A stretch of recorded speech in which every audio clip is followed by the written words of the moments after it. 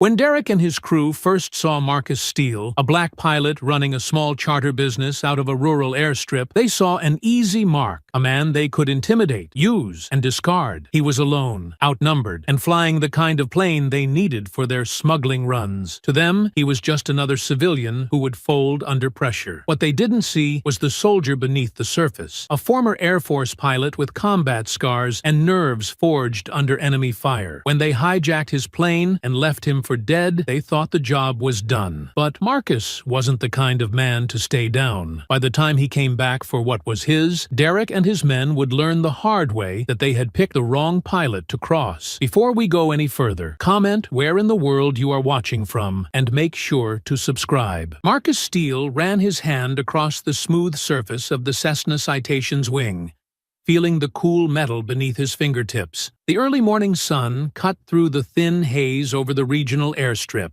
casting long shadows on the tarmac. The faint hum of distant engines mixed with the chirping of birds waking with the day. This was his ritual. Pre-flight checks done with military precision, not because he had to, but because he wanted to. Flying wasn't just his job. It was his freedom, his sanctuary. Every bolt he touched, every panel he examined, reminded him that up there, in the sky, he was untouchable. Down here, well, down here was different. Oil's looking clean. "Nothing's dripping," Chloe Ramirez called from under the nose wheel, her voice carrying over the quiet hum of the airstrip. She slid out from beneath the plane, wiping grease from her hands onto a rag tucked into her coveralls. Her dark hair was tied back in a loose braid, strands escaping to frame her face. She was already smirking, knowing Marcus would double-check her work anyway. "Gotta keep you honest," Marcus shot back, his tone warm but firm. He trusted Chloe, more than most, but old habits from his Air Force days didn't die easily. He liked things done his way, the right way. She understood that. She respected it. Their banter was comfortable, familiar, the kind born from years of relying on each other. She knew engines. He knew the skies. Together, they kept his small charter business afloat, barely. Each flight was another chance to stay airborne, another step toward keeping his dream alive. They were a team. Out here, trust was everything. Marcus was securing the cargo hatch when he spotted the passengers approaching. 4 men, all mid-30s to early 40s, dressed casually but with a certain stiffness that set them apart. Their steps were heavy, their eyes sharp and scanning. They moved like men used to taking up space and expecting others to get out of their way. The leader, a broad-shouldered man with a cold stare and a faded scar along his jawline, made eye contact with Marcus. No smile, no pleasantries, just a slow nod, the kind that felt more like a warning than a greeting. Marcus's gut tightened. Years of combat flying had honed his instincts. Something was off. He couldn't place it exactly, but it was there, like a faint crackle in the air before a storm. Clients were clients, though. He'd flown all sorts over the years. Businessmen, celebrities, a few who were likely smugglers. So he pushed the unease aside. This was just another job. "You taking this one up solo?" Chloe asked, noticing the subtle shift in Marcus's posture. She knew him well enough to pick up on the tension coiling in his shoulders. "Yeah. Shouldn't be more than a couple of hours," he said, keeping his voice steady, professional. But as the men boarded, their eyes lingered on the cockpit controls a beat too long, like they were sizing it up, memorizing it. That tight knot in Marcus's stomach pulled a little harder. He couldn't shake the feeling. This flight would be different. He climbed into the pilot's seat, fingers tightening around the yoke, feeling the familiar grooves beneath his palms. Routine, he reminded himself. He had done this 1,000 times before, but his instincts whispered otherwise, that old pilot sense warning him like a low-altitude alarm. The steady hum of the engines filled the cabin as the Cessna Citation climbed through the cloud cover, leveling off into a smooth cruise. Marcus adjusted the controls with practiced ease, his eyes flicking between the instrument panel and the endless stretch of sky ahead. Up here, he was in his element, where the ground was far below, and every decision was his alone. But the cabin behind him felt heavier than it should. The cockpit was semi-open, separated only by a short partition and a thin curtain left partially drawn back. He felt Derek's eyes on him from the first-row seat. That scar-jawed stare burned into the back of his neck. An hour into the flight, Derek leaned forward, his head breaching the partition. Smooth ride. You fly like someone who's done this a long time. Marcus kept his eyes ahead. I've had my share of hours, Derek pressed. Casual, but weighted. We like a man who knows his way around the skies. Reliable. Quiet. Marcus glanced back, catching Derek's smirk. He didn't like where this was going. I'm just a pilot, Marcus said. His tone cool, controlled, the kind of voice he'd perfected in the cockpit and the military. The voice that kept everything steady, no matter the turbulence inside. No one's just anything, Derek countered, leaning in a little more, his voice edged with something that made it clear this wasn't just idle talk. It was a probe, a test. From his seat, Terrell shifted, his knee bouncing with restless energy. He looked like the type who didn't like sitting still for long. Marcus clocked it. Nerves or impatience? Maybe both. Raymond, broad-shouldered and quiet, sat still but alert. His eyes moved every few seconds, cutting over to check on his crew, scanning like a man used to watching his surroundings. Muscle, the kind who didn't need to say much. Derek lowered his voice, just enough to make it feel personal, like this was no longer about the flight. It was about Marcus. See, Marcus, guys like us, we got plans, big ones. Big plans need transport, discreet, reliable, a man who knows when to ask questions and when not to. Marcus felt the heat rising beneath his collar, but he kept his face like stone. He knew how to hold a line. I'm not in that business. Raymond grunted from the back, low and gravelly. Same thing, depending on who's paying. Marcus exhaled slowly, adjusting the altitude with the ease of experience. But his mind was racing. He needed control, not just of the plane, but of the situation. He wouldn't let them box him in, wouldn't let them pull him into something that could cost him everything. I don't take jobs off the books, Marcus said firmly. FAA's strict. License is my livelihood. Derek's tone cooled, his words deliberate. Licenses can be replaced. Lives can't. The words slithered into Marcus's ears like a slow, creeping threat. He turned slightly, meeting Derek's eyes, holding his gaze just long enough to send his own message. He wasn't rattled, not yet. You hired me for a flight, Marcus said, voice low and steady. That's what you're getting. A long pause.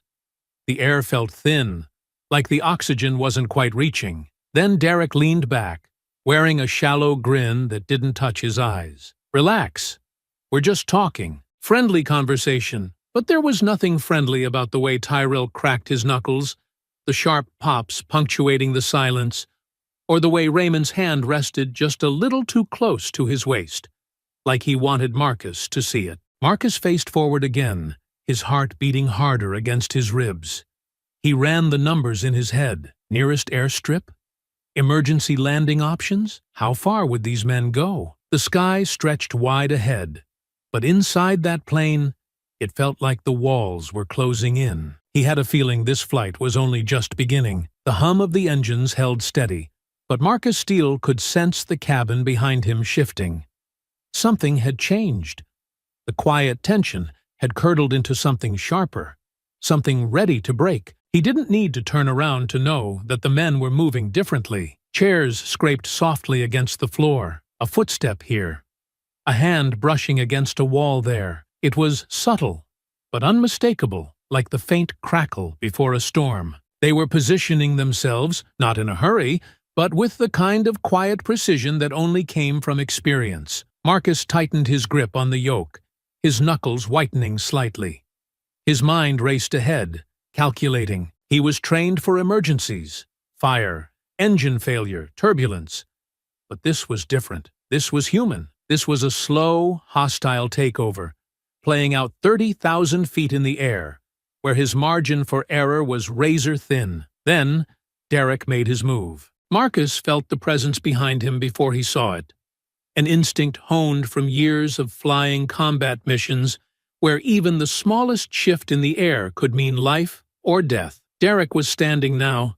No more pretense, no more small talk. He stepped halfway into the cockpit, his broad frame filling the tight space. This time, there was no smirk, no forced friendliness. His face was flat, cold, and the scar along his jaw seemed deeper under the harsh cabin light. "We need to talk," Derek said. His voice was quieter than Marcus expected, but it carried weight. Heavy. Final. Marcus didn't respond immediately. He flicked his eyes over the instruments, making a show of focusing on the dials and gauges, buying himself precious seconds. He knew this was it. Derek's hand landed on the back of Marcus's seat, firm. Not a grip, but a claim, a warning. "You're going to change course," Derek continued, his tone hardening. "Now." Marcus kept his gaze forward, his jaw tight. "This flight has a filed route. I'm not—" "You're going to change course," Derek repeated, slower this time, each word sinking in like a weight. "Because this plane, it's ours now." The words landed like a hammer. But Marcus didn't flinch. He breathed in slowly through his nose, his chest rising in steady control. He was trained for this, trained to stay calm when everything went wrong, but his pulse quickened, hammering beneath his ribs. "Think carefully," Marcus said, his voice even, his hands steady on the controls. "You don't know what you're doing. Up here, there's no second chances." Derek leaned in closer, his breath brushing against Marcus's ear. "We're done talking." A shift in weight behind them, a cue. Marcus didn't turn, but he felt it. Tyrell and Raymond were ready. The cabin had gone silent, but the tension was loud, crackling like an electric current. Marcus's eyes stayed on the sky ahead, but his mind shifted into survival mode. Every decision from this point forward could mean life or death. Tyrell moved next. Marcus caught his reflection in the windshield, rising from his seat, stepping forward, fast and aggressive. There was no hesitation, no more subtle posturing. This was force, now. Before Marcus could react, Tyrell was shoving past Derek, cramming himself into the already tight cockpit. His elbow rammed hard into Marcus's shoulder, driving him against the side panel. The plane jolted, slight but noticeable, the kind of shift only a trained pilot would catch. Marcus's instincts took over, his hand automatically adjusting the trim to stabilize their altitude. But Tyrell's knee pressed into his thigh, locking down his leg, restricting his range of movement. The cockpit was too small for this kind of struggle. Marcus couldn't maneuver. He was boxed in, caged with nowhere to go. "Get off me!" Marcus barked, his voice sharper than he intended. It was the edge of his military discipline breaking through, the tone of a man used to being in command. "Do what he said!" Tyrell snapped, his hand gripping the back of Marcus's headrest with white-knuckled tension, like he was ready to rip it off the seat. His breath was hot, his energy coiled and ready to explode. Raymond had moved, too. He was in the aisle now, his bulk filling the narrow space, blocking any view from the rear of the cabin. They had cut Marcus off, sealing him into the cockpit. Marcus's heart slammed against his ribs, adrenaline coursing, but his hands remained steady on the controls. That was his training. Control under pressure. "You're going to crash this plane if you keep this up," Marcus warned, his voice low but laced with anger, every syllable deliberate. He needed to anchor them in reality. The cockpit was no place for emotion. Derek's eyes didn't waver. The scar along his jaw seemed to tighten with his jawline. "Change the course. Now!" Marcus's mind worked fast. He could fight. But up here, that was suicide. Losing control at this altitude could kill them all. He needed to de-escalate. He needed control of the plane and the situation. "I'll adjust the flight path," Marcus said, voice measured, calculated. "But you need to let me fly. You crowd this cockpit, and we all go into the ground." Derek stared him down, tension stretching every second. Then he gave a small nod.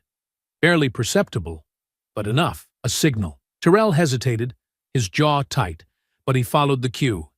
He backed off, but the aggression in his eyes didn't fade. He was ready to go again at the slightest provocation. Marcus adjusted the course slightly, just enough to suggest compliance. A few degrees off course, nothing drastic. He would not hand them his plane, but the line had been crossed. They weren't just pressuring him now. This was force. This was something else. This wasn't coercion anymore. This was hijacking. Minutes passed in tense silence, each second stretched, thick with pressure, the low hum of the engines the only sound. Then, from behind, Tyrell again. He lunged without warning, his hand clamped onto Marcus's arm, fingers digging in hard, yanking with brute force, trying to wrench him out of the pilot's seat. Marcus twisted instinctively, driving his elbow back into Tyrell's ribs, but the tight space worked against him. There was no room to fight properly. Derek shoved forward, adding his weight to the struggle. His shoulder jammed into Marcus's back, pinning him against the console. The yoke jerked sideways under the pressure. The plane banked, hard. The cabin lurched violently to the left. Loose items clattered to the floor with metallic thuds. A coffee cup tipped, rolling into the aisle. Overhead compartments rattled. Warning chimes blared, a sharp, urgent beep cutting through the chaos. "Hold it steady!" Raymond shouted from the aisle, his calm exterior finally cracking, voice edged with panic. Marcus fought to regain control, his left hand straining against the yoke, muscles burning as he tried to level the plane.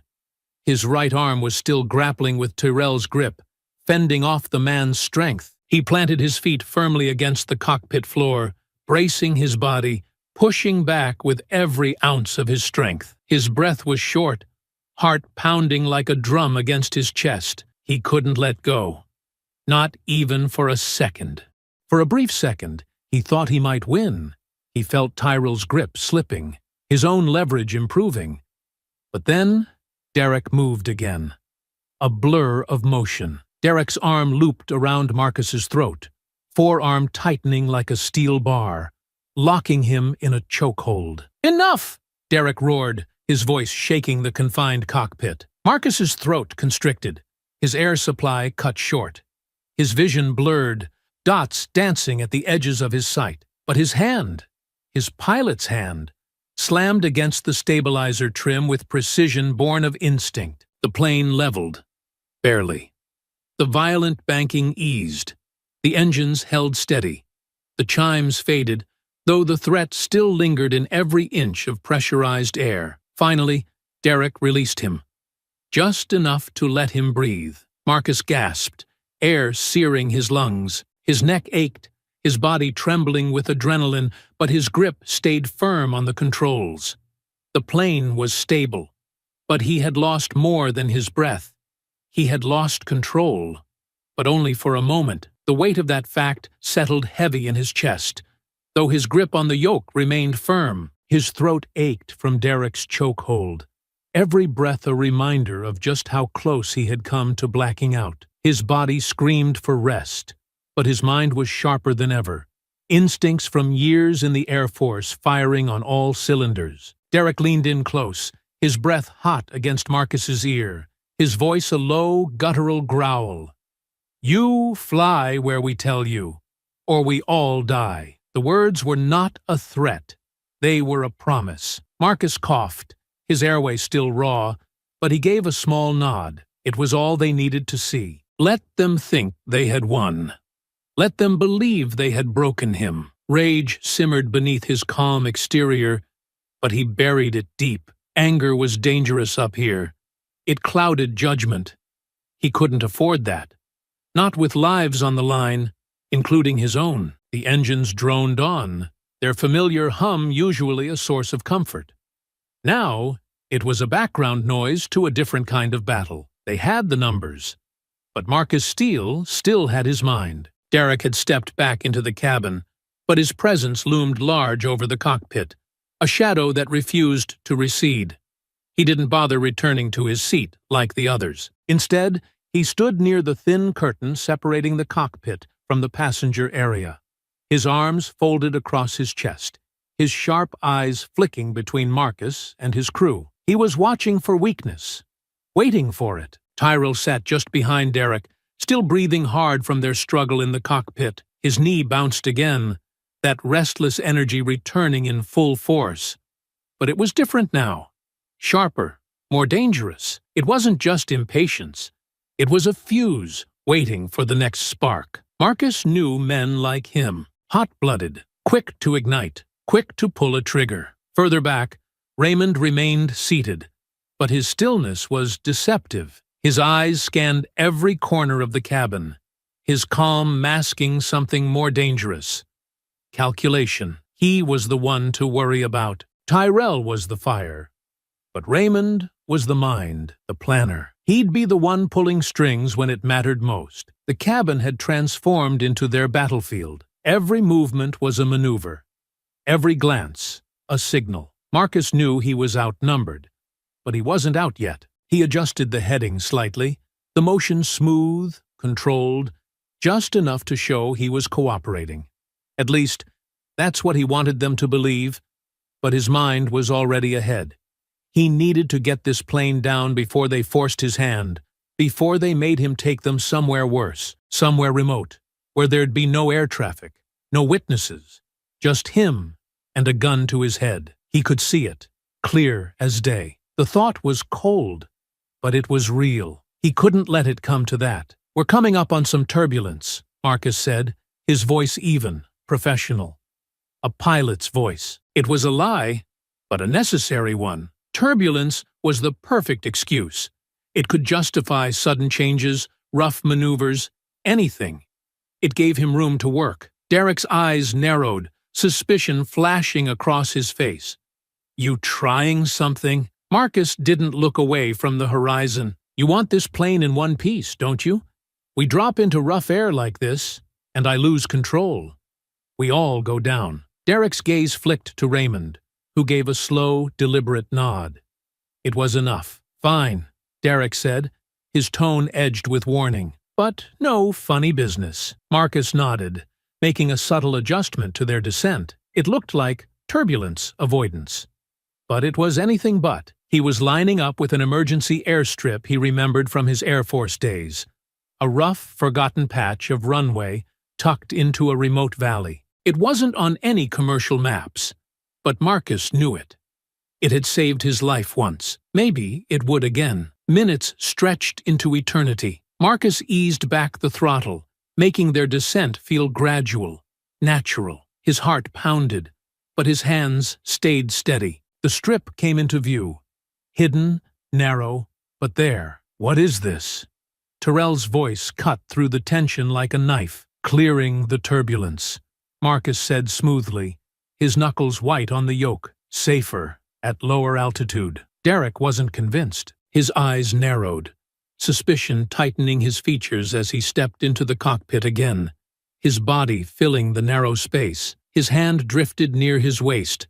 There, always hovering, always close to the weapon Marcus knew was tucked beneath his jacket. That hand had become a symbol, a warning. It was never far from control, never far from violence. Marcus tensed, his muscles coiled beneath the surface, but he forced his voice to stay steady.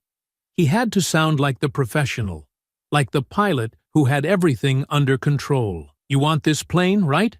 You want to fly it again? You let me do this properly." Every word was deliberate, designed to appeal to Derek's need for power, his desire to walk away with the plane intact. Derek stared him down, the tension crackling in the confined cockpit. He was measuring the risk, calculating whether Marcus was bluffing. Seconds stretched. But then, finally, Derek stepped back into the cabin. It was a retreat, but not a surrender. Marcus seized his chance, his mind locking into the precision of landing procedures. He aligned with the strip, short, uneven, barely fit for a jet like this. But it was his best and only option. His fingers moved quickly, cutting the throttle further, guiding the descent with experience honed in far worse conditions. The nose dropped sharply. The descent was steeper than the men expected. Tyrell cursed under his breath, his voice sharp with panic.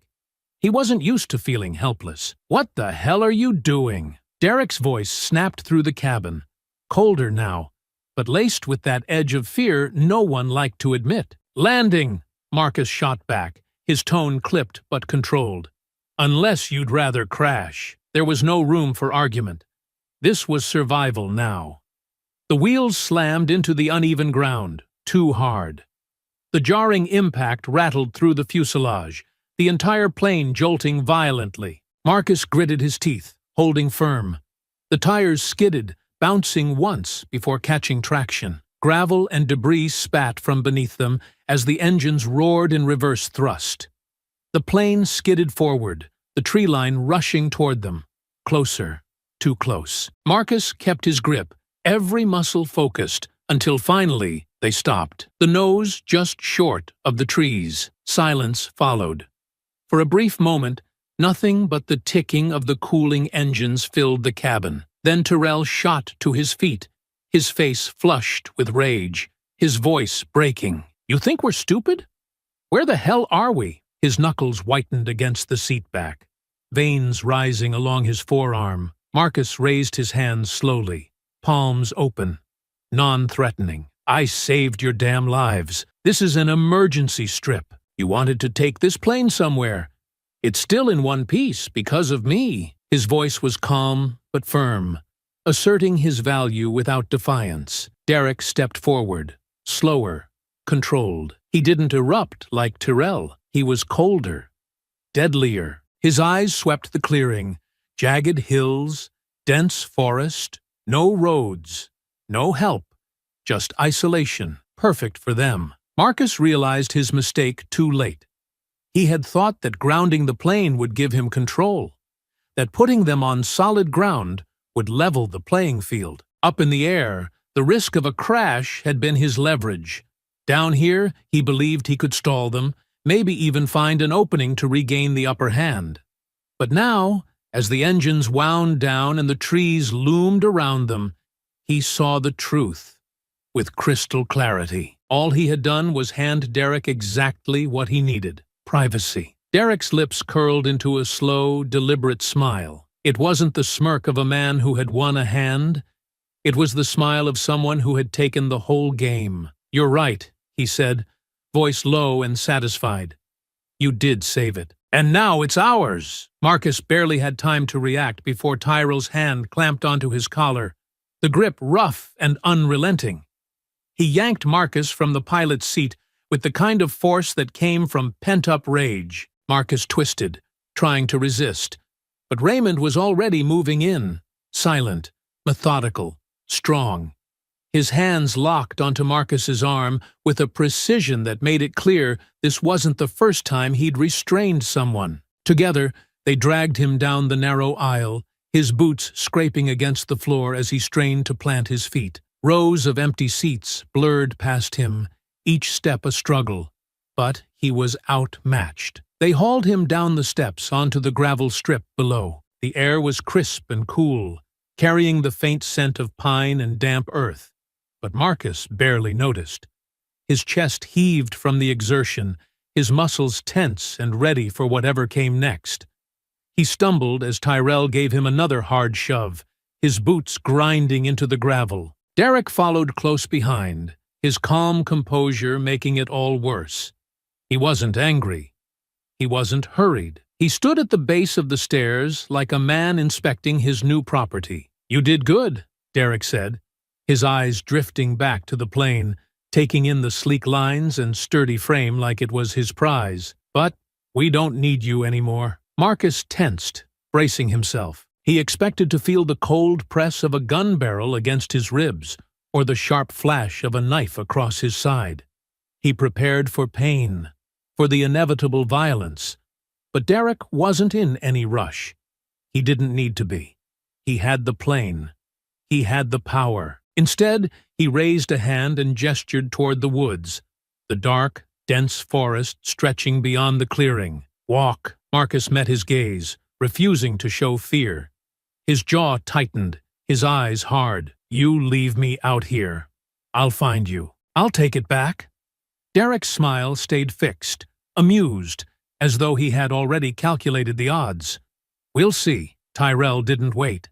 He gave one last shove, sending Marcus stumbling toward the trees, alone. The engines rumbled back to life behind him, a low, familiar growl that had once meant freedom, but now felt like a knife twisting in his gut. Marcus turned slowly, his eyes narrowing as he watched his plane, begin to roll down the rough strip. Gravel and dust kicked up in its wake, the sound swelling as the jet gained speed. The nose lifted, and the sleek body cut through the air, climbing into the sky with practiced grace. His freedom, his livelihood, was slipping away, stolen by men who had no right to it. Marcus stood motionless, his gaze locked on the shrinking silhouette as it disappeared into the pale afternoon sky. The engine's roar faded into a distant hum before melting into the wind that whispered through the trees.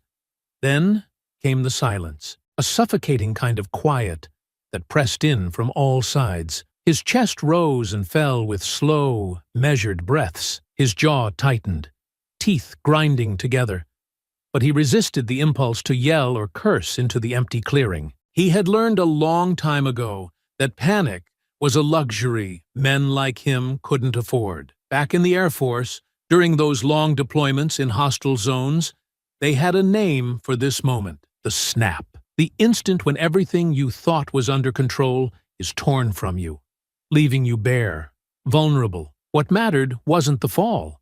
It was what you did after you hit the ground. Marcus knew this. He had lived it before. His instincts were already taking over. Survival first. Then the fight. He let his eyes sweep across the clearing, cataloging everything.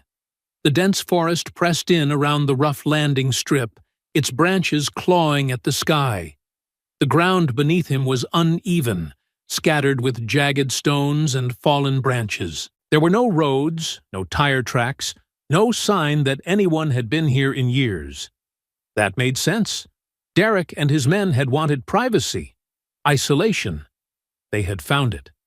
Marcus adjusted his collar, his fingers brushing over the tender skin of his neck, still sore from Tyrell's chokehold. His shoulder throbbed from being slammed into the cockpit panel, and his ribs ached from the struggle. He welcomed the pain.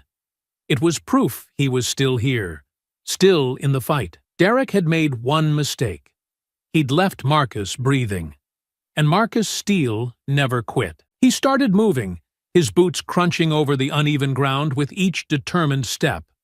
The rough terrain tested his balance, but he pushed forward without hesitation.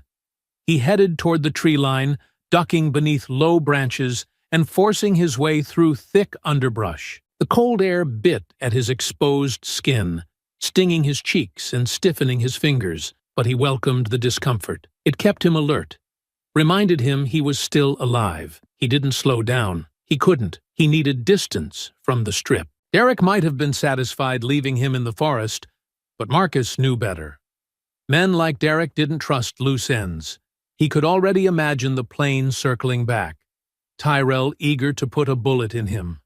Marcus refused to give them that satisfaction. It took nearly an hour before he reached higher ground. His legs burned with fatigue, but he kept climbing, using his hands to grip jagged rocks and haul himself upward. His breathing grew heavier, his chest rising and falling in deep, measured gulps. But he didn't stop. When he finally reached the top of the rocky outcrop, he paused just long enough to survey the landscape below. Rolling hills stretched out in every direction, dense patches of trees covering much of the valley. But beyond the wilderness, in the far distance, a narrow dirt road snaked along the base of the hills, a way out. Marcus descended carefully, every step placed with precision to avoid losing his footing. He slid down small slopes, his boots dislodging loose stones that tumbled ahead of him. The damp soil softened his steps, but his focus never wavered. He was moving toward that road. It was his lifeline, his escape, his first step toward getting his plane back. He knew Derek and his men thought they had left him broken and beaten, but they had underestimated the wrong man. By dusk, Marcus reached the dirt road. He fell into a steady pace, each footfall driven by purpose. His body ached, his muscles stiff from the long trek, But his mind was already racing ahead. He was building his plan, tracking every move he would make to hunt those men down. He would get his plane back. He would take down every last one of them. After another mile, he spotted a flicker of headlights in the distance. A beat-up pickup truck approached, its engine growling low as it navigated the uneven path. Marcus stepped into the open, raising his hand, his face calm despite the storm inside him. The driver slowed.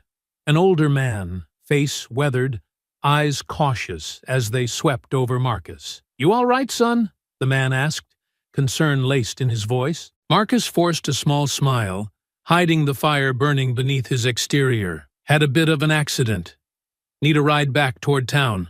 Got a phone?" The man gave a small nod. "Yeah, hop in." Marcus climbed into the truck, his muscles stiff, but his mind sharp. He took the phone the moment it was offered, dialing swiftly. Chloe picked up on the third ring. "Marcus? You're early. What's—" "I need you to listen." Marcus cut in, his voice low and steady. "They took it. The plane. They took it." Silence hung on the line for a beat, thick with tension. Then Chloe's voice sharpened, her usual easy tone replaced with something hard and urgent. "What? Who?" Marcus cut her off before she could get lost in questions he didn't have time to answer. "Later," he said, his voice firm, clipped. "I need you to start digging. Look for anything unusual at the small strips around here. Cash flights, low-profile takeoffs. They won't take it to a major hub. Not yet." He heard her breathing quicken on the other end, concern mixing with the gears of her mind already turning. She was sharp, efficient, the kind of person who solved problems before others even realized there was one. That was why he trusted her. "Are you okay?" she asked, her voice softening slightly. Marcus shifted in his seat, feeling the stiffness in his muscles, the ache settling into his limbs from the hours of climbing and walking. His throat still burned from Derek's grip, and his ribs throbbed from Tyrell's rough handling. But none of that mattered. "I'm breathing," he replied. "That's enough. For now." He leaned back in the worn seat of the truck, exhaustion dragging at him like a weight. But he shoved it aside. He couldn't afford to slow down. Chloe would move fast. She always did. She was the kind of person who could rebuild an entire engine with duct tape and determination if it meant getting a plane back in the air. He needed her now more than ever. The truck jolted over another bump, the dirt road giving way to something smoother as they neared town. Marcus's gaze drifted out the window, but his thoughts were elsewhere, back to his Air Force days, back to another time when everything had gone wrong. He thought of the mission over hostile territory when his engine was shot out mid-flight. He had glided over enemy lines with nothing but grit and training keeping him from slamming into the sand below. He remembered the heat of the desert, the isolation, and the long march back to safety, with enemy patrols lurking nearby. He had been stranded before, but he had made it back. He always made it back. Derek and his crew thought they had stolen from a civilian, a pilot who flew charter planes to pay the bills, someone they could muscle and discard. They didn't know who they had really crossed. They had declared war on a man who had flown under fire, who had stared death in the face, and lived to talk about it. And Marcus Steele had no intention of losing this battle. The pickup finally hit the paved road, the smooth hum beneath the tires pulling Marcus back into the present. He straightened in his seat, his eyes narrowing with renewed focus. This wasn't over. It was just getting started. He pressed the phone back to his ear. "Chloe." "Yeah?" Her voice was ready, determined. "Get ready. We're taking it back." By the time Marcus Steele rolled into town under the pale morning sun, his body ached, but his mind was clear. Rest could wait. His plane and those men would not. He had Chloe meet him at a small auto shop she sometimes worked out of, a place off the radar, where questions weren't asked if you paid in cash. The kind of place Derek's crew might use themselves. The garage door was half open when Marcus arrived, the clink of tools and the faint buzz of a radio humming from inside. Chloe Ramirez stood over a stripped-down engine, wiping her hands on a rag, her face set in a scowl that barely hid her worry. "You look like hell," she said, her eyes scanning him for injuries. Marcus stepped inside, his gaze sharp but calm. "Feel worse," he admitted. "But we don't have time to talk about that." Chloe tossed the rag aside. "I've been pulling what I can. I made a few calls to some mechanics and strip operators. Nothing definite yet. But I heard about a few flights leaving out of a private field near the foothills. Cash jobs, no logs. Could be them." Marcus nodded. "That's the kind of place they'd use. They won't risk the plane near a commercial airport." Chloe leaned against the workbench, arms crossed. "You sure about this, Marcus? These guys don't sound like small-time smugglers. You come at them. It's not just about the plane anymore. It's about sending a message. You ready for that?" Marcus's eyes hardened. "They made their move. Now I'm making mine." She sighed, but didn't argue. She knew Marcus. Knew his resolve when he set his mind to something. The same determination that made him a trusted pilot was what kept him alive through his military years. "We need intel," Marcus continued. "The kind you and I can't get just by asking around." Chloe paused, then gave a reluctant nod. "I know someone. Mitch, ex-customs guy.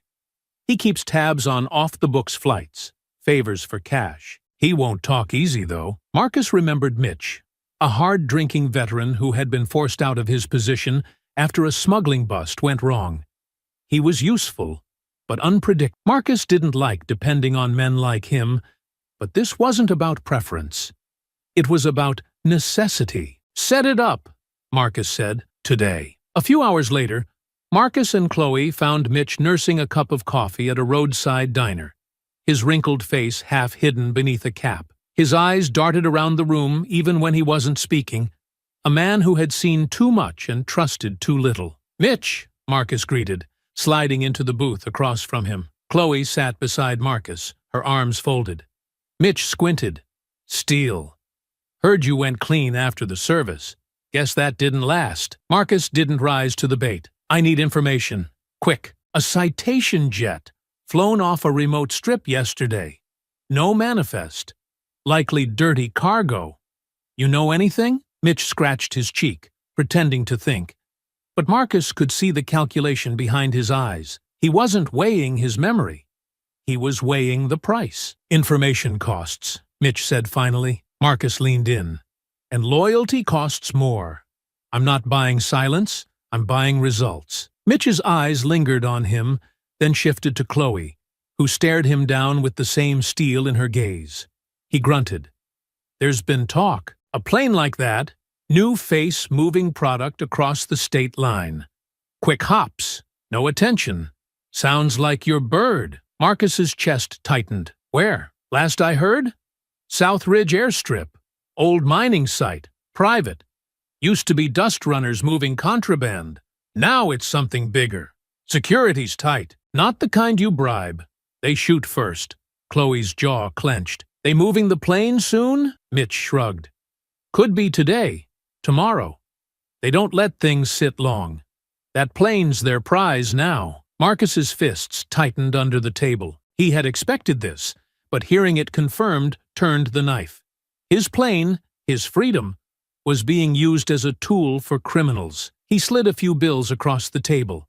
Mitch pocketed them without a word. "We were never here," Marcus said. Mitch nodded, his eyes flicking to the door as though he was already planning his exit. Back outside, Chloe turned to Marcus. "If we go there, we won't be asking nicely." Marcus's voice was low, steady. "I'm not interested in asking." They stood by her truck for a moment, the tension between them growing heavier. "This isn't just about the plane, is it?" Chloe asked finally. Marcus's gaze drifted toward the horizon. "No, it's about making sure men like Derek don't get to win." Chloe gave a slow nod. "Then we go in together." Marcus looked at her, gratitude in his eyes. He didn't say it. He didn't need to. They climbed into the truck, the sun beginning to set behind the hills. The path ahead was dangerous. The men they were up against wouldn't back down.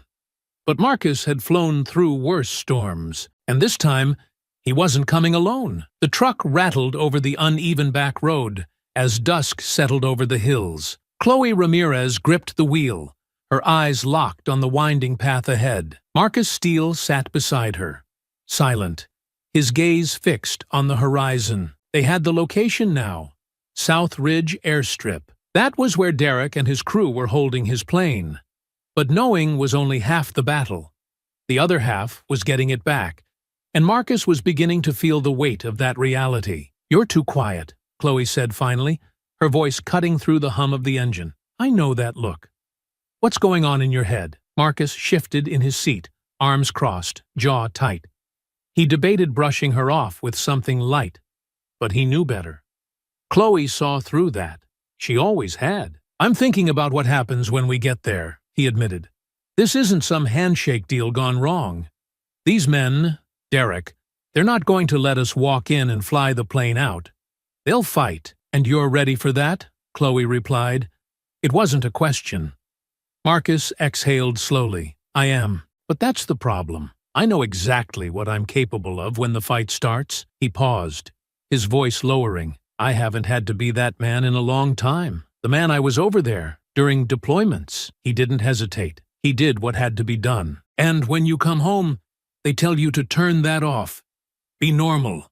Fit in. But it never really turns off, Chloe." Her hands tightened on the steering wheel, but she didn't interrupt.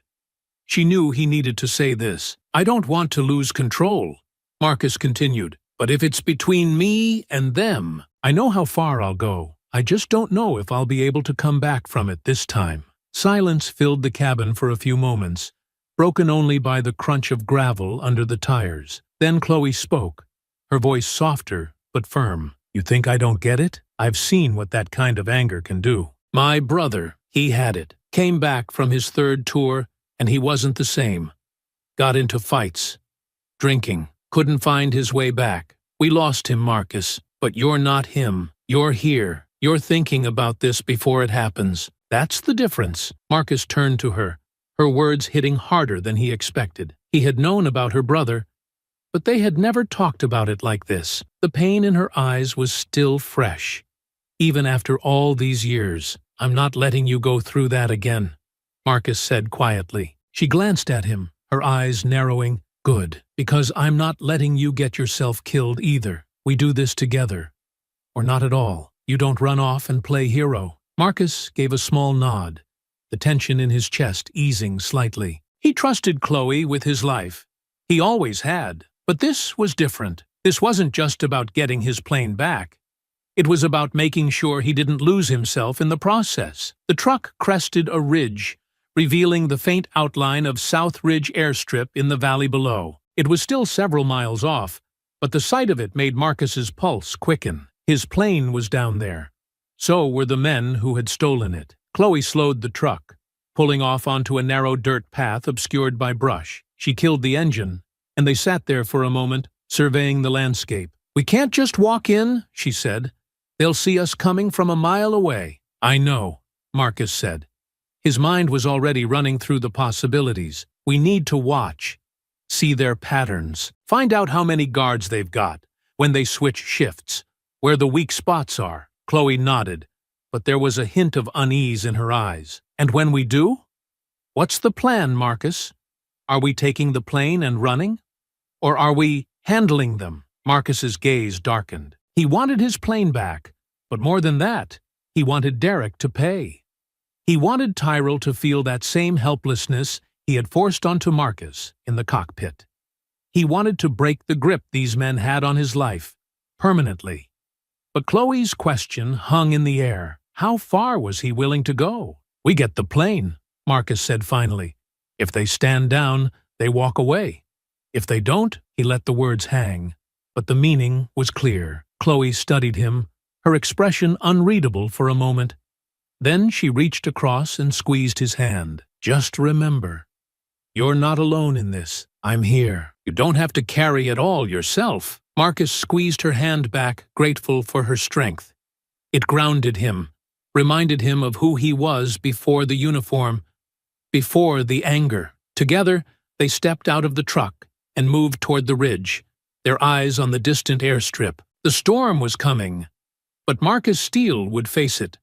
On his terms. Marcus Steele lay flat against the dry earth, the cool night air brushing against his face as he peered through a pair of binoculars. From the ridge above South Ridge Airstrip, he had a clear view of the operation below. Floodlights illuminated the makeshift runway, casting long shadows over the gravel and rusted hangar. His plane sat there, his Cessna Citation, gleaming under the artificial light like a caged bird. But what troubled him more was the movement around it. Derek's men were not just guarding the plane, they were preparing it. Cargo crates were being loaded onto a second, smaller aircraft, while two armed men patrolled near the Citation. Terrell stood by the nose of Marcus's plane, speaking animatedly with Raymond, their body language tight and anxious. Derek was nowhere in sight, but Marcus knew he was close. Chloe Ramirez lay beside Marcus, her breathing steady, but her tension palpable. She had her camera with a telephoto lens, snapping discreet photos of the operation below. Every shutter click was quiet, but the stakes made it feel thunderous. "They're running something big," she whispered, lowering the camera. "This isn't small-time smuggling. This is organized." Marcus kept his eyes trained on the runway. "They're moving fast. They know what they have, and they're not wasting time." Chloe exhaled slowly, shifting to her side. "They're arming themselves, too. See that guy by the crates? That's not a sidearm for show. That's a rifle." Marcus had noticed. The presence of heavy weapons changed everything. This wasn't just a gang hijacking a plane. It was something far more dangerous. They were gearing up for violence. "We don't have the luxury of waiting," Marcus said, his voice low but certain. "If they get airborne with that cargo and my plane, we might not see it again." Chloe bit her lip, weighing his words. "But going in tonight? That's risky. We don't know how many are inside that hangar. If we push too soon, we could both end up dead." Marcus adjusted his position, his muscles taut. "We'll watch until their guard drops. But the moment we see an opening, we move." They continued their vigil as the hours stretched on. The activity below fluctuated. Bursts of movement followed by lulls. Derek eventually emerged from the hangar, walking with his usual calculated stride. He spoke briefly with Tyrell, gesturing toward the crates. Even from this distance, Marcus recognized the posture of a man giving final orders. Suddenly, a loud burst of laughter erupted near the rear of the hangar. A few of the guards had gathered around a crate, passing a bottle between them. The tension seemed to break, at least for some of them. "There," Marcus muttered, nudging Chloe. "That's our gap." Chloe adjusted the focus on her camera, zooming in. "Looks like they're getting comfortable." "That's good for us," Marcus nodded. But his mind raced through the variables. He needed to get to the plane. Fast, quiet, and if anyone got in his way, he had already made peace with what that meant. Chloe whispered, "You sure about this?" Marcus's eyes never left his plane. "I didn't come all this way to lose." They waited until the guards drifted further from the Citation, lulled by drink and fatigue. Marcus noted that Tyrell had stepped inside the hangar, while Derek had disappeared from view. That was their window. "Let's go," Marcus breathed. They moved swiftly but carefully, weaving through the brush toward the edge of the airstrip. Each step was calculated. Each breath was measured. Marcus's heart pounded, but his focus was razor-sharp. They stopped behind a stack of fuel drums near the hangar. Marcus peered around the corner, spotting the plane less than 30 feet away. The two remaining guards were leaning against a truck, their conversation lazy. Marcus turned to Chloe. "Cover me from here. If it goes south, get back to the ridge. Don't wait for me." Her eyes hardened. "I'm not leaving you." He didn't argue. There was no time. Marcus crept toward the plane, his footsteps muffled by the gravel. He kept low, using the shadow of the aircraft to mask his approach. His fingers brushed against the fuselage. His plane, his freedom. But as he reached for the door handle, a voice sliced through the night. "Hey!" Marcus froze. One of the guards had spotted movement. Before he could react, the other guard was already raising his weapon. Chloe's voice whispered sharply in Marcus's earpiece. "Marcus, stay put!" he hissed. The guard advanced cautiously, flashlight cutting through the dark. Marcus gritted his teeth. He had seconds before everything spiraled out of control. He needed to make those seconds count. Marcus Steele pressed his back against the cool metal of his plane's fuselage, his breath shallow, eyes fixed on the approaching guard's flashlight beam. Each step the man took kicked up small clouds of dust, the crunch of gravel under his boots sounding deafening in the still night air. The barrel of the rifle glinted under the floodlights as it swept the shadows. Marcus knew he was seconds away from being seen.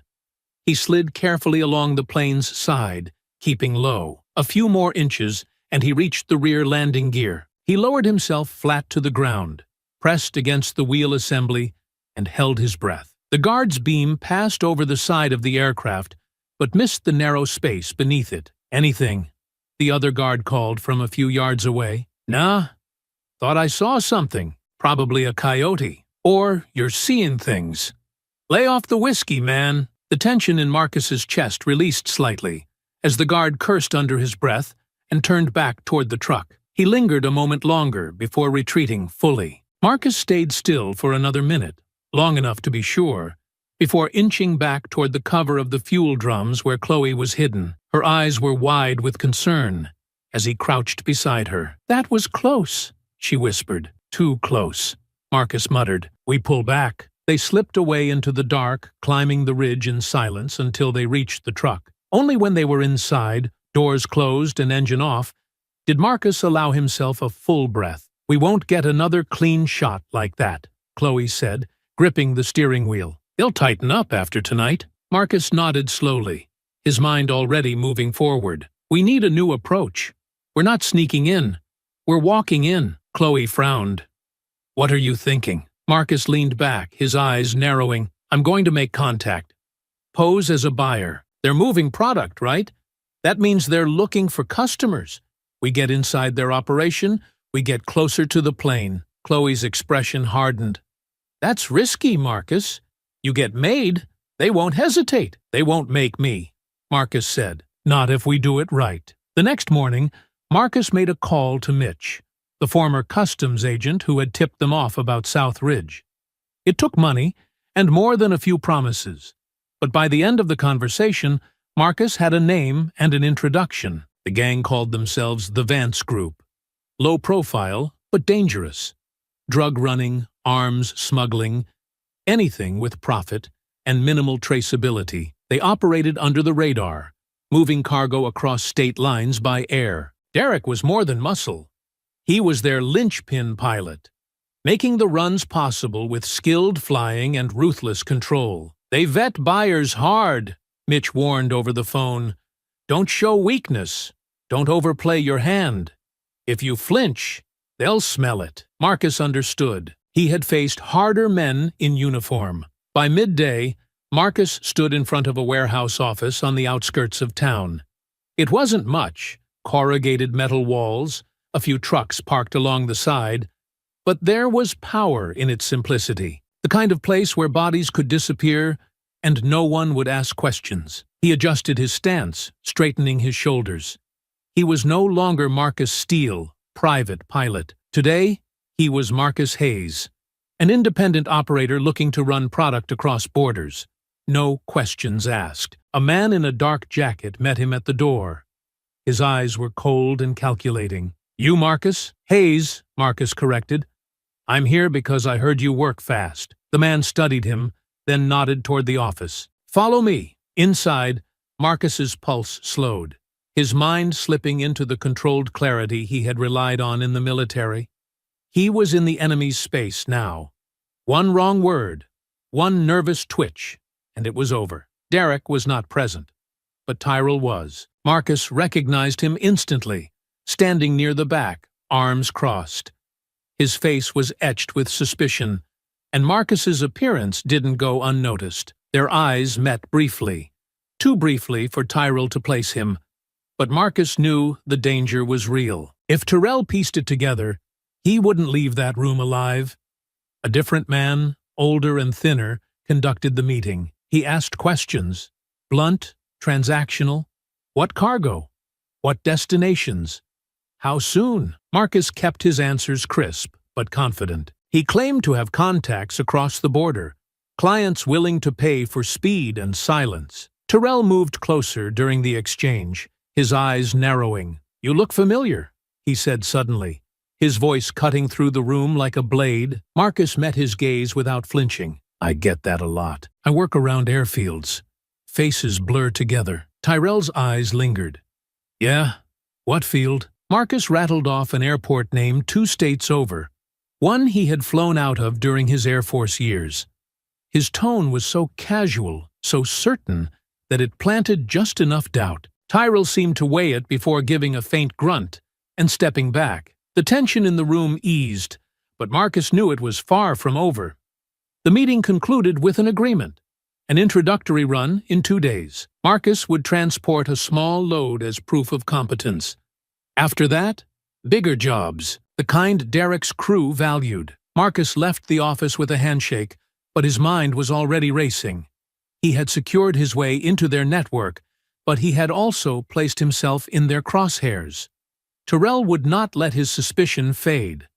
And when Derek found out, Marcus would need to be ready. Marcus Steele sat behind the wheel of his truck, parked at the edge of a truck stop lot, eyes locked on the silhouette of Southridge Airstrip in the distance. The sun had dipped below the horizon, and the sky was fading into a bruised purple. His hands rested on the steering wheel, but his mind was racing, processing every detail from the meeting earlier that day. Marcus had kept his head down during the meeting, careful not to overplay his hand.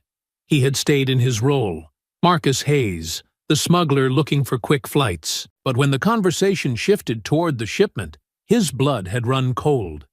Weapons, not handguns or street-level firearms, military-grade cargo, automatic rifles, tactical gear, and crates that suggested something heavier. Marcus had seen enough in his time overseas to recognize that kind of preparation. This was a supply run for violence, and his plane was set to carry it. The shipment was scheduled to leave tomorrow night. If it took off, the plane would be gone, repainted, re-registered, and folded permanently into the gang's smuggling network. Marcus wouldn't see it again.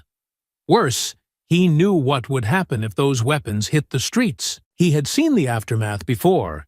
Innocents caught in the crossfire, families shattered. Failure wasn't an option. He started the truck and drove toward the diner where Chloe was waiting. He found her in the same booth they had been using for days. A map of the region spread across the table, her coffee untouched. Marcus slid in across from her, his face giving away the severity before he even spoke. "What happened?" she asked quietly. Marcus leaned in, lowering his voice. "Weapons. Big shipment. They're loading it onto my plane tomorrow night." Chloe's expression darkened. "That fast?" Marcus nodded. "Tyrell's running it. Derek's still in the shadows, but Tyrell's leading the charge." She absorbed the information, her jaw tight. "If they get in the air, we lose the plane. And those guns hit the streets," Marcus cut in. "We can't let that happen." Chloe leaned back, her fingers tapping lightly on the table. "We don't have time to plan this out properly." "You're thinking we hit them tomorrow?" Marcus's eyes were cold with resolve. "Before they get airborne. We hit them during the load-up. That's when they're vulnerable." She exhaled slowly. "And if Tyrell recognizes you?" Marcus's jaw tensed. "Then we finish this." Chloe stared at him for a long moment. "We need a way to scatter them. Fast." Marcus glanced down at the map she had marked with the airstrip layout. His eyes landed on the fuel drums they had seen near the hangar. "The fuel depot. If we set off a controlled blast, it'll force them to evacuate. At least long enough for us to move." Chloe raised an eyebrow. "Controlled, huh?" Marcus allowed the faintest smile. "Air Force training wasn't just about flying." She nodded. "What's our exit plan?" Marcus's expression hardened. "We fly the plane out." Chloe let that sink in. "If it's fueled and ready for the shipment, that could work. But we need keys, and we need to make sure no one can follow us." Marcus leaned in. "We disable their other plane, slit the tires, break the hydraulics. If we take the Citation, they won't get off the ground to chase us." The plan was desperate, reckless even, but it was all they had. Chloe folded her arms. "And Terrell?" Marcus's voice dropped lower, his eyes narrowing. "If he stands down, he walks away." If he doesn't? Chloe held his gaze. We don't get to undo this if it goes that far. Marcus nodded slowly. I know. Silence settled over the table, the weight of what they were about to do pressing down on both of them. Finally, Chloe broke it. We'll need more than wire cutters. Explosives. Disabling hydraulics? You're talking sabotage. Marcus's mind was already there. We get what we need tonight. Tools. Accelerants. I'll handle the ignition setup for the fuel. Chloe's lips pressed together, but she gave a firm nod. I'll get us into the hangar. You worry about getting us out. They left the diner together, the night air cool against their faces. Marcus glanced toward the ridge in the distance. His plane was down there, prepped to carry death. But not if he got there first. This was it. One night, one shot. Either he reclaimed his plane, or he didn't come back. The night air was heavier than usual as Marcus Steele crouched behind the tree line overlooking South Ridge Airstrip. Chloe was beside him, her breathing measured, eyes locked on the cluster of men preparing the shipment below. Their plan had taken shape quickly, faster than either of them liked. But time wasn't a luxury they could afford. The gang was moving the weapons tonight. If that plane left, it would vanish into their smuggling pipeline, and Marcus's last chance to reclaim it would be gone. From their vantage point, they could see Tyrell barking orders near the hangar. He was tense, his movements sharper than usual. He paced back and forth between the crates of firearms being loaded onto the second aircraft. Marcus noted the shift in the group's energy. They were on edge, likely aware that this shipment was more valuable than their usual runs. The fuel depot was just beyond the hangar, a stack of drums standing in neat rows. It was their key to disruption. Marcus had rigged a small ignition charge to one of the drums earlier that evening. Under the cover of gathering dusk, he had worked fast but precise, slipping between shadows while Chloe created a diversion near the perimeter to pull one of the guards away. The charge wasn't enough to destroy the airstrip, just a flash, a boom, and a burst of flame. It would create panic. That was all they needed. Now, the waiting gnawed at Marcus's patience. He checked his watch. 5 minutes until their planned detonation. Once the blast went off, they would move. Chloe would disable the other aircraft's tires with a blade hidden in her boot, while Marcus would reach the citation. If everything went smoothly, they would be airborne before the gang could regroup. But Marcus knew better than to expect smooth. He exhaled, his gaze narrowing on Tyrell. The man looked more irritable than ever, his head swiveling occasionally as if expecting something to go wrong. Marcus could tell. Tyrell's suspicion from their last meeting hadn't faded. It had grown. Marcus whispered, "We hit the fuel. You take out their plane. You get 20 seconds. That's it." Chloe gave a small nod, her eyes sharp. She understood the stakes.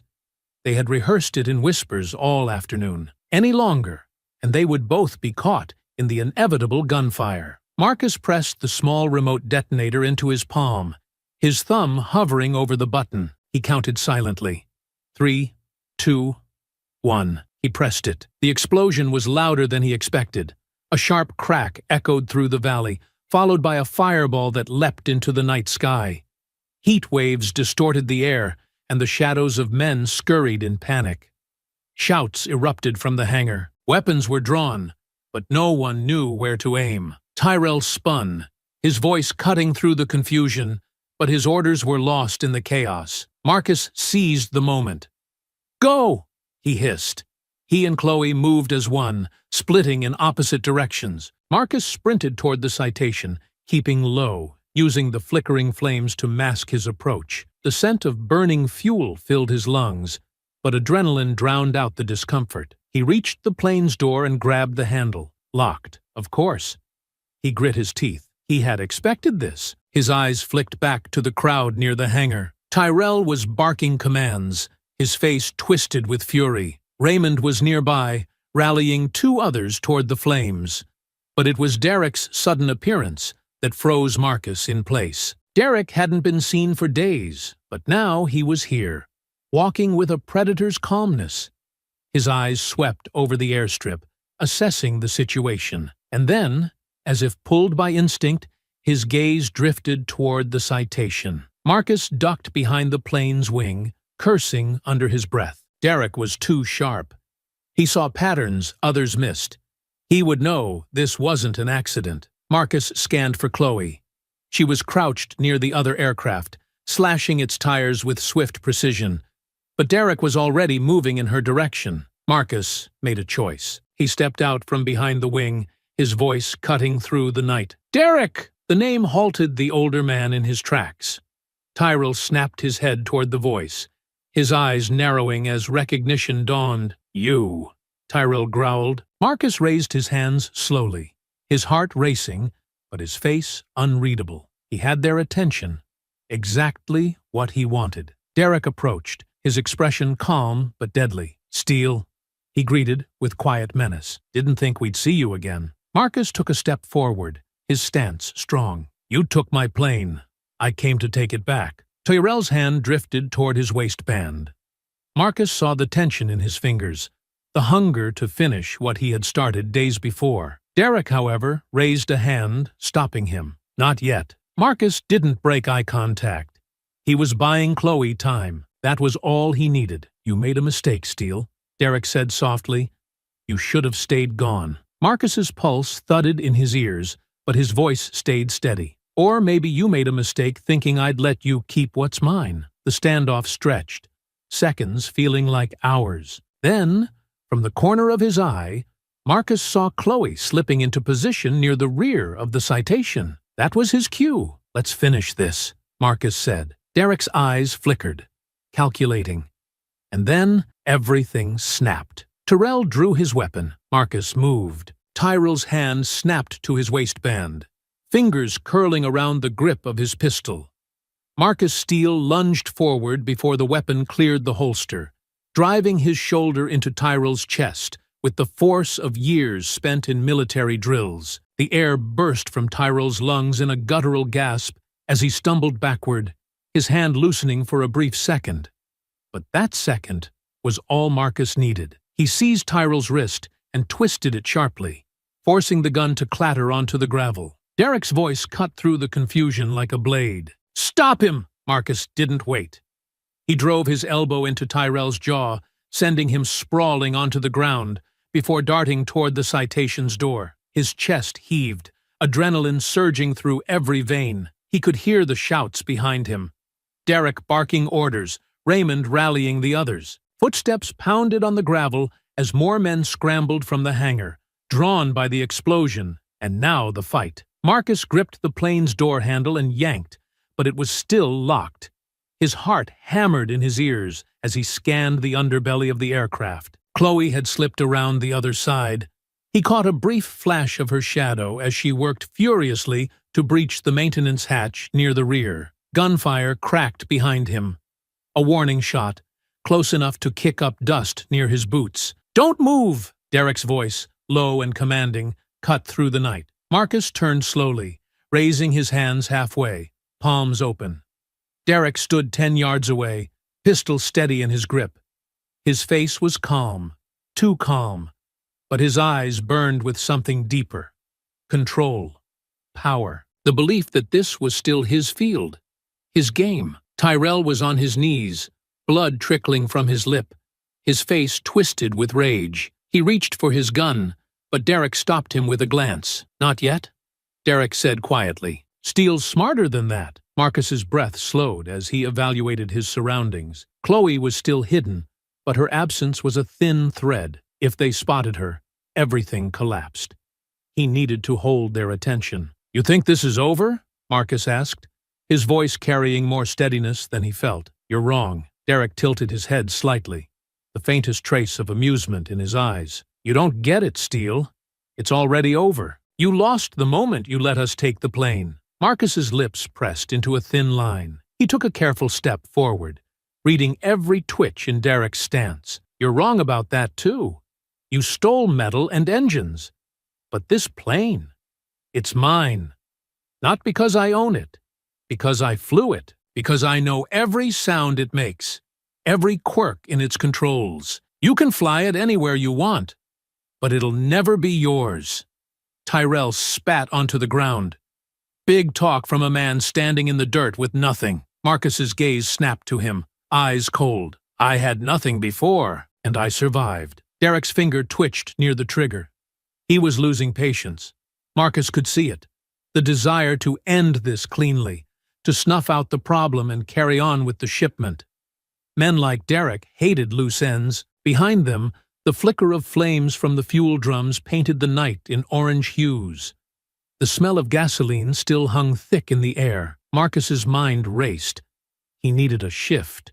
A crack in their formation. He found it. "You're bleeding cash right now," Marcus said, his voice low, cutting. "That shipment's stalled. Your guards are scattered. You've got a plane with sabotaged hydraulics. You think you're in control, but you're not. I just grounded your whole operation." Derek's jaw tightened. His eyes darted, briefly, toward the other aircraft, the one Chloe had disabled. That was all Marcus needed. Marcus moved.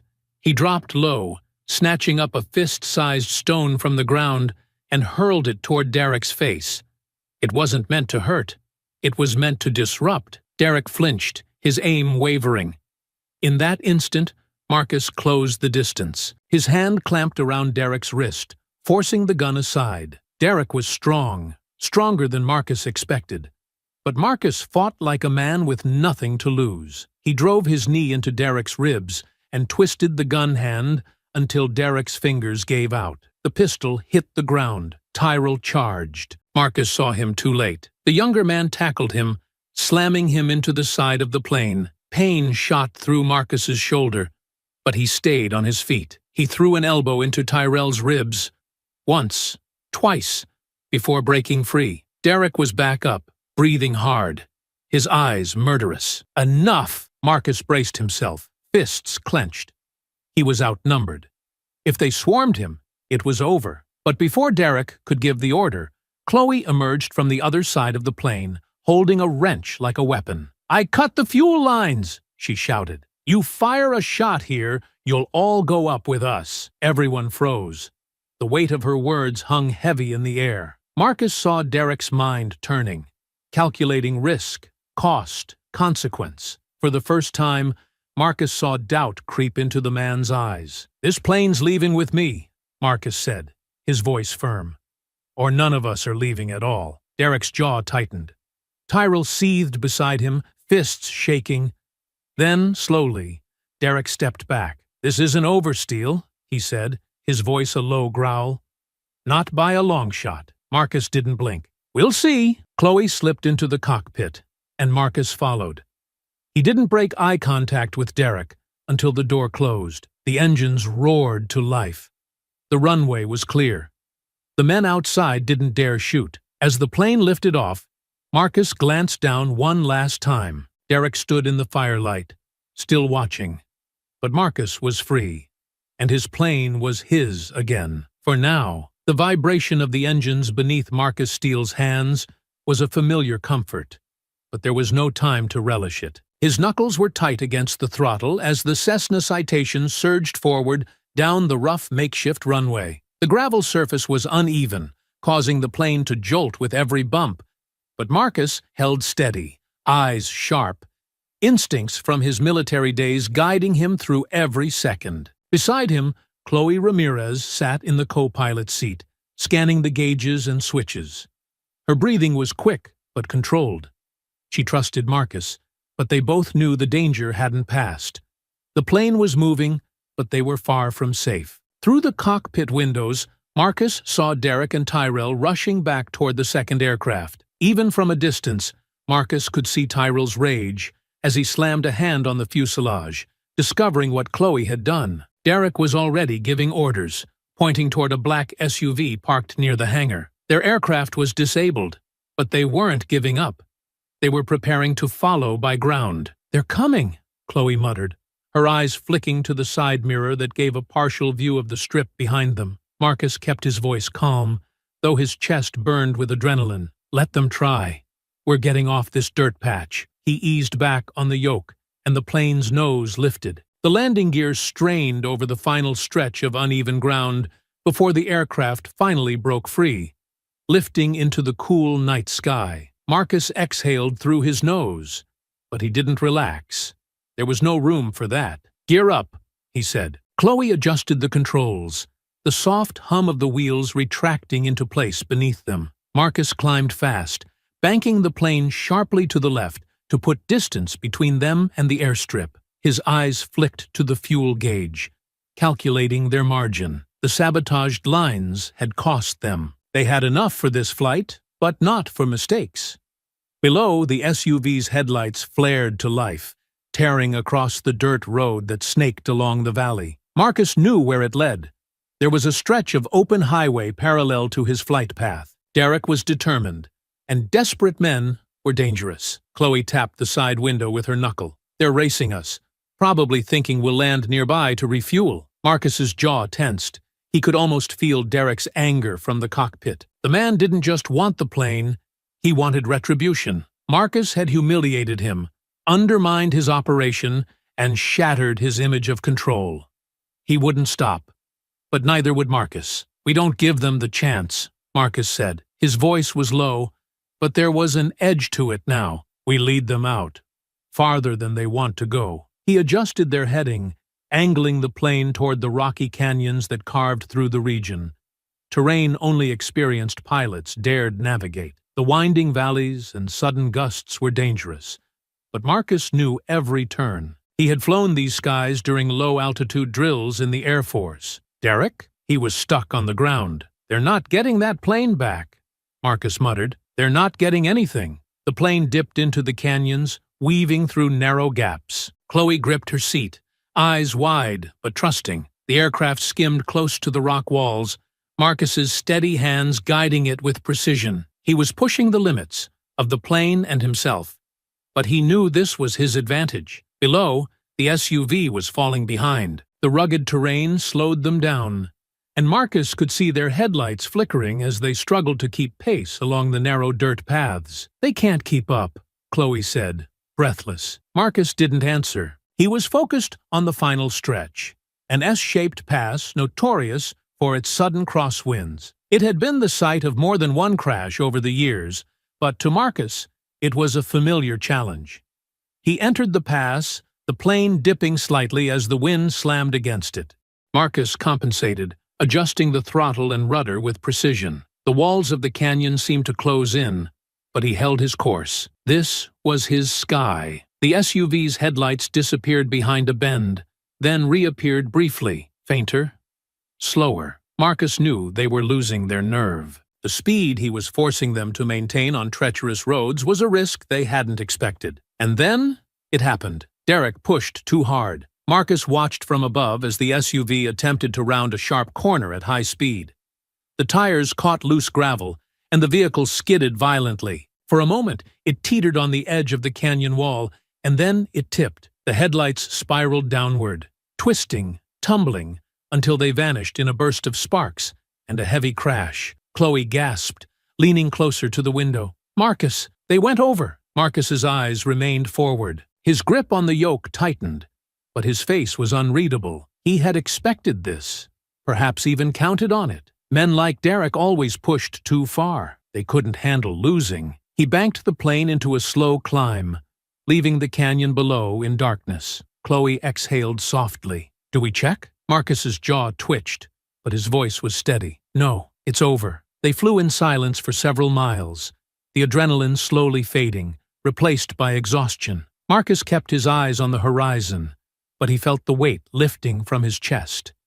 He had his plane, he had his life, and Derek was gone. The storm had passed. The sun was breaking over the horizon as Marcus Steele eased the Citation down onto the smooth asphalt of the small regional airstrip he called home. The familiar runway stretched before him like a promise kept. The landing gear kissed the ground gently, the plane rolling forward until it settled to a stop. For the first time in days, Marcus let his grip on the yoke relax. The hum of the engines faded into a low idle, and he exhaled slowly. Beside him, Chloe Ramirez leaned back in her seat, eyes closed briefly as relief washed over her. The exhaustion was etched into both of their faces, but there was triumph there too. They had made it back, plane intact, lives still their own. Marcus powered down the controls with precision, though his thoughts were far from the familiar routine. As his hands moved over the switches, he replayed the events of the past 48 hours, the hijacking, the threats, the desperate fight, and finally, Derek's SUV tumbling into the canyon below. It was done. Derek's reign over that airstrip was over, and his smuggling pipeline was shattered. But victory left Marcus with an emptiness he hadn't expected. He had won, but it had cost him more than just bruises. It had awakened something within him, something he had buried after leaving the Air Force. The part of him that fought, calculated, and survived by any means necessary. The part that didn't hesitate when he saw the SUV go over the edge.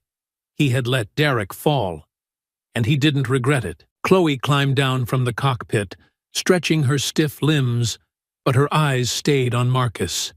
She knew him well enough to see that the fight hadn't left him completely. "You did what you had to do," she said softly, standing at the base of the steps. Marcus stepped out onto the tarmac, the cool morning air brushing against his face. He looked at his plane, and ran a hand along the fuselage. Scratches from the rough landing at South Ridge still marked the metal, but it was back where it belonged. With him. "Yeah," Marcus replied, his voice low, steady, "but it doesn't feel as good as I thought it would." Chloe leaned against the wing, watching him closely. "Because you're not just a fighter, Marcus. You're a pilot. You don't live for the fight.